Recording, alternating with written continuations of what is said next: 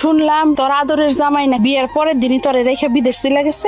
গেছে, সে আমাকে সুন্দর ভবিষ্যতের লেগা বিদেশে চলে গেছে। তুই এখনো বোকাই রয়ে গেছিস। যেই ছেলে বিয়ের পরের দিনই বউ রেখে বিদেশ চলে যায় সে তোরে সুখ দিব কেমনি? নিজের বাপ মায়ের অসম্মান করে চলে গেছিলি না? তোরে আমি একটা কথা কই, তুই এই পোলারে ফালাই রেখে চইলা, তা না হইলে কিন্তু এই পোলার আশায় থাকলে তোর কপাল পুরবো আমি কয়েছিলাম। কিরে বা, তোর সিদ্ধান্ত নিতে পারলি? কিসের সিদ্ধান্ত আব্বা? রাকিবের বিষয়, ওর লগে কি সংসার করবি নাকি ওরে ডিভোর্স দিবি? ও তো বিদেশ থাকে, দিয়া তো কোনো কামও হইতাছে, ওর হাত খরচাটা পর্যন্ত পারে। শোনো আব্বা, রাকিব যদি আমার খরচ না দেয় তাহলে আমি নিজে কাম করে খাবো, তারপর আমি ওরে ছাইরা কোথাও যাবো। আবেগ দিয়া জীবন চলে না রে মা। এখন তো বুঝবি না, এই আবেগ কাইটা যাক, তারপরে বুঝবি জীবন কত কঠিন। হ্যালো, শোনো, তুমি আমার একটা টাচ ফোন কিনা দিবা। আমার টাচ মোবাইল লাগবে। আমি আইছি কয়দিন হয়, এর মধ্যে আমি এত টাকা কই পাবো? আমি এত কথা শুনতে চাই না, একটা ফোনই তো চাইছি, এটা আমার কিনা দিবা, আমি জানি না। তুমি রাগ করো না, আমি যেহেতু বিদেশের মাটিতে আছি, আমি একটা ব্যবস্থা করে তোমার একটা টাচ মোবাইল কিনা দিব। তুমি রাগ করো না।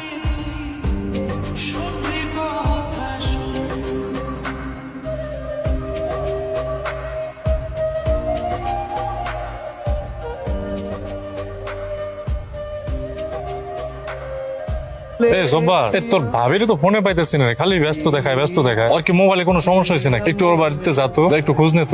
শোনো না, আমি আসলে তোমার প্রেমে পড়ে তোমাকে না দেখতে খুব ইচ্ছা করছে। আমারও তো তোমার সামনাসামনি দেখতে খুব ইচ্ছা করতেছে। তাহলে আমরা একটা কাজ করি, চলো না আমরা দেখা করি। সত্যি দেখা করবা? কই আসতে হবে কও, আমি আসি। আচ্ছা ঠিক আছে। শোনো না, তোমার কাছে যেতে খুব ইচ্ছা। এই দূরে দূরে না ভালো লাগে, আর ভালোবাসা মানুষের হাতটা ধরলেও না অনেক শান্তি লাগে। রাকিব ভাই, এটা তো আমরা ভাবি না। না, তোর ভাবি না, তোর ভাবিব কেন? তোর ভাবি না এটা। আরে ভাই কি কর, এটা তো ভাবির মতোই লাগতেছে, একটু ভালো করে দেখ। আরে না, আমি দেখছি এটা কোনো মডেল হইতে পারে। তোর ভাবি না, যা কাজ কর। কি নিয়ে আইছো এগুলো? তোর ভাবি না, যা। তুমি এই কাজটা কেমনে করলা? একটা বার আমার কথা চিন্তা করলা না? আমি তোমার জন্য কত কষ্ট করলাম, তারপরেও তুমি অন্য একটা ছেলের সাথে এইসব করছো। তুমি আমারে ভুল বুঝো না, বিশ্বাস করো আমি কিছুই বুঝি নাই, কেমনে কি জানি হয়ে গেল। আমার মাথায় কিছু কাজ করতেছিল না। তোমার যখন যা লাগে তাই দিতেছি, একটা বারের জন্য চিন্তা করি না। নিজের কাছে না থাকলেও মানুষের কাছ থেকে ধার করে হলো তোমার কাছে পাঠাইছি, খালি তোমার সুখের লেগা। তুমি এত বড় বিশ্বাসঘাতকতা আমার সাথে কিভাবে করলা? আমার বিশ্বাস নিয়ে তুমি কেমনে খেলতে পারো? আমার ভুল হয়ে গেছে, তুমি আমারে ক্ষমা করে দাও। ওই পোল আমারে ফান্দে ফালায় সব করছে, আমি কিছু করতে চাই নাই, আমারে জোর করে সব করছে। এখন আমি কি করবো? আমার তো সব শেষ, তুমি আমারে ক্ষমা করে দাও না। তুমি স্যার আমার যাওনের আর তো কোনো জায়গা নাই। আমি তোমারে কথা দিতে জীবন আর কোনোদিন এমন ভুল করবো না। তোরে ক্ষমা করে দিতা, তুই তো ক্ষমার যোগ্যই না। তুই আমার স্ত্রী হওয়ার যোগ্যতা রাখোস না। আমি এতদিন ভুল মানুষ নিয়েছিলাম। তুমি যদি আমারে ক্ষমা না করো তাহলে আমি কিন্তু আত্মহত্যা করবো। আমি সত্যি সত্যি আত্মহত্যা করবো। আমি তোমার কথা দিতেছি, ওই পোলার লগে আমি আর কোনোদিন কথা কমু না। তুমি এমন কিছু করো না।